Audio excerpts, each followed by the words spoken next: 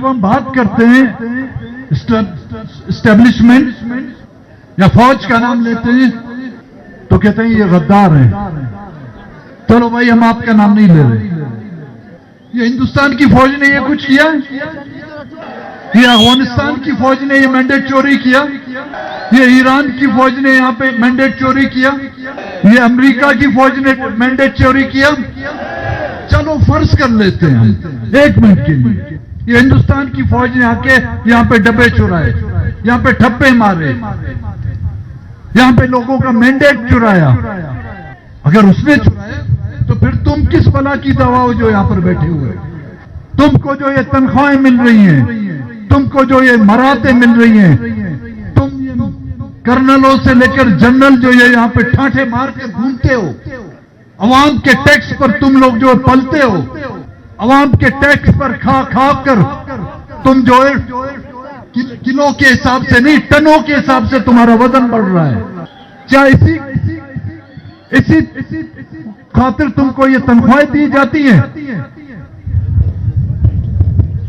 کہ تم عوام کے مینڈیٹ کو چرا کر اور اس کو ان لوگوں کو دے دو جن کو اس کے گھر والے بھی ووٹ نہیں دیتے؟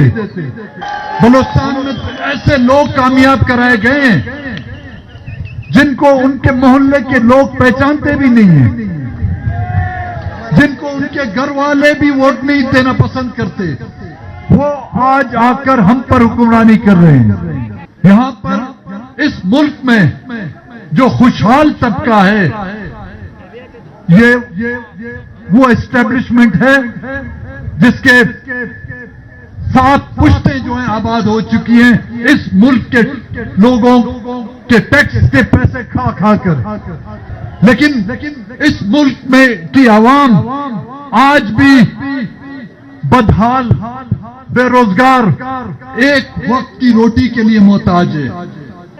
یہاں پر جب ہم بات کرتے تھے کہ جی ہمارے لوگ اٹھائے جا رہے ہیں, مسنگ پرسنز کی جب ہم بات کرتے تھے لوگوں کو ہماری بات کا یقین نہیں آتا تھا کہ کیسے لوگ مسنگ ہوتے ہیں, کس طرح لوگوں کو اٹھایا جاتا ہے. ہم جب اسمبلیوں میں یہ تذکرہ کرتے تھے, اس کا ذکر کرتے تھے, لوگ ہم پر طنز کرتے تھے. آج یہی صورتحال جس کی ابتدا بلوچستان سے ہوئی تھی, ہم اس وقت بھی کہہ رہے تھے کہ خدا رہا اس کو روکو, ہمارے بچوں کو جو اٹھایا جا رہا ہے اس کو روکو. کسی نے ہماری بات نہیں سنی. آج ملک کے کونے کونے میں آپ لوگوں کو جو ہے مسنگ پرسن کی صدائیں سنائی دیتی ہیں. عید کے پرمسرت موقع پر لوگ عید کی خوشیاں مناتے ہیں, عورتیں بچے عید کی خریداریاں کرتے ہیں, جشن مناتے ہیں لوگ عید کی خوشیاں میں. رشتے دار ایک دوسرے کے گھروں پہ عید کی مبارکباد دینے کے لیے ایک دوسرے کے گھروں پہ جاتے ہیں. بدبخت ہم کون ہیں جو ہماری مائیں بہنیں عید کے خوشی کے دن بھی سڑکوں پر اپنے پیاروں کو ڈھونڈ رہی ہیں. بدبخت ہم قوم ہیں جو عید کے جب قربانی کی عید ہوتی ہے لوگ دمبے کاٹتے ہیں, 2 بکرے کاٹتے ہیں, لوگ گائے اور اونٹ کاٹتے ہیں, ذبح کرتے ہیں. ہم اپنے پیاروں کے جنازے اس دن عید کے دن اٹھاتے ہیں. قربانی کے عید کے دن ہمارے گھر کے سامنے ہمارے نوجوانوں کی لاشیں گرائی جاتی ہیں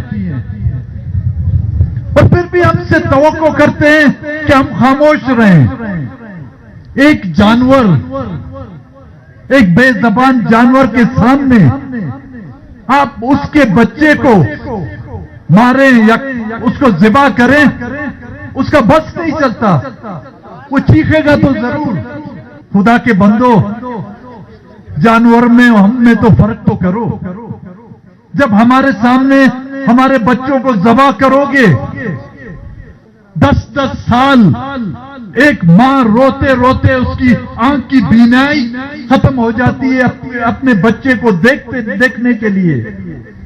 وہ بستر مرگ پر بھی اس کی آخری خواہش یہ ہوتی ہے کہ اس کا بیٹا اس کے سامنے، اس کی نظروں کے سامنے آئے. اس کو قبر میں بھی اتارا جاتا ہے، اس کے بیٹے کو یہ حق نہیں دیا جاتا کہ وہ اپنی ماں یا اپنے باپ کو جو ہے قبرستان تک جو ہے پہنچانے میں کندھا دے سکے، اس کی جنازہ نماز پڑھا سکے.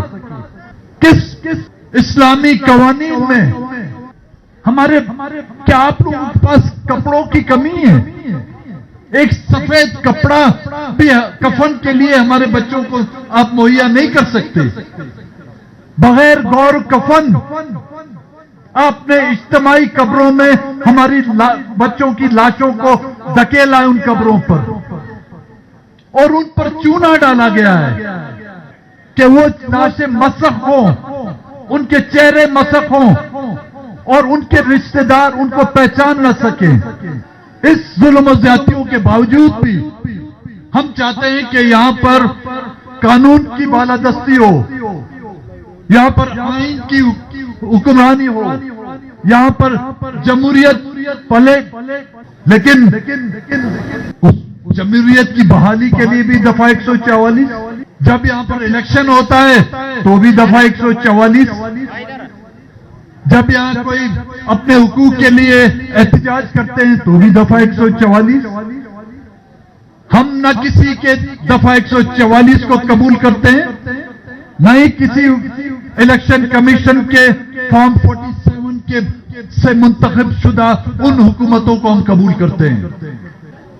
لوگ اپنے طور پر خود اپنا روزگار یہاں پر پیدا کرتے ہیں. بارڈر پر لوگ اپنی مدد آپ کے تحت روزگار پیدا کرتے ہیں، لیکن اس بارڈر کو بھی آپ بند کر رہے ہیں. وہ بھی اپنے من پسند لوگوں کو جو آپ کے بوٹوں کو ہاتھ سے نہیں اپنی پیشانی سے پالش کرتے ہیں ان کے سپرد کر رہے ہیں آپ ان کو. ہمیں روزگار کتنے لوگوں کو سرکار پہ آپ نوکری دیتے ہیں؟ جس طرح یہاں پر لوگوں کا مینڈیٹ چوری کر کے کروڑوں روپے لیے گئے.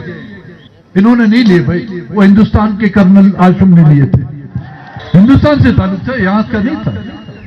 میجر تھا، کرنل تھا، وہ ہندوستان سے تھا. وہ بدبخت پتہ نہیں چمن کے راستے سے شاید یہاں پہ پہنچا تھا. ساتھی جب چمن جائیں تو وہ چمن والوں سے پوچھے یہ کرنل ہاشم آیا کہاں سے تھا. روزگار تو آپ مہیا نہیں کر سکتے. جب ہم روزگار کے لیے آپ کے دروازوں پر آتے ہیں بغیر رشوت کے آپ روزگار بھی نہیں دیتے.